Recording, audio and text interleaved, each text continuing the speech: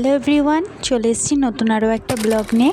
আজকের ব্লগে নিশ্চয়ই তোমরা ভাবছো যে আম দিয়ে রুটি দিয়ে কিছু একটা বানাচ্ছি।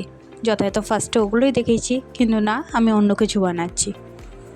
হ্যাঁ, আমি বানাচ্ছি আজকে আম সত্ত্ব। আমাদের একজন পাশের বাড়ি আম পাড়তে এসে আমাকে এই রেসিপিটা শিখিয়েছে। তো আমি এই রেসিপিটা জানতাম না যে এরকম করে আম সত্ত্ব বানানো যায়। তো আমি ফার্স্ট টাইম বানাচ্ছি, জানি না ভালো হবে কি না। যথাযথ ফার্স্ট টাইম কিছু বানাবো আর তোমাদের সঙ্গে শেয়ার করবো না, সেটা কোনো দিনও হয় না। তো এরকমভাবে বলেছিল প্রথমে আমগুলোকে ছাড়িয়ে নিতে, তারপরে এরকম মিক্সিতে একটুখানি পেস্ট করে নিতে। তারপর এই কড়াইটা বসিয়ে আমটাকে অনেকক্ষণ ধরে পাক দিতে হবে।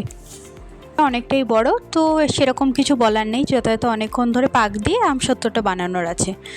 আজকাল দেখি যে নিজের মেয়ে 20 বয়সী হলে, মানে নিজের মেয়ে ধরো 20-21 বয়স, আর তুমি বউ নিয়ে এসছো ধরো আর তার থেকে অনেক ছোট, হয়তো 19 কি এরকম। তো সেরকম মেয়ে নিয়ে এসে তুমি নিশ্চয়ই চাইবে না যে সে সব পারবে। সে সব নিশ্চয়ই পারবে না, আস্তে আস্তে অবশ্যই শিখে যাবে।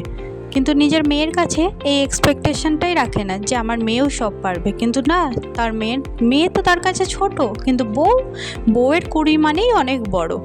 যাই হোক, এটা আমার একটুখানি গল্প বলতে ইচ্ছা হলো, তাই বললাম। এখনকার দিনে এইটাই বাস্তব, সবাই এরকমই করছে।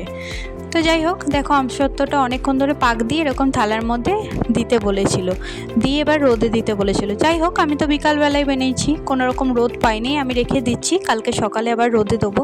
জানি না কেমন হলো। তোমাদের রেসিপিটা ভালো লাগলে অবশ্যই শেয়ার করো। আর সেকেন্ড পার্ট আমি নিয়ে আসবো যে আমসত্ত্বটা আদৌ তৈরি হলো নাকি ভালো করে তৈরি হলো না।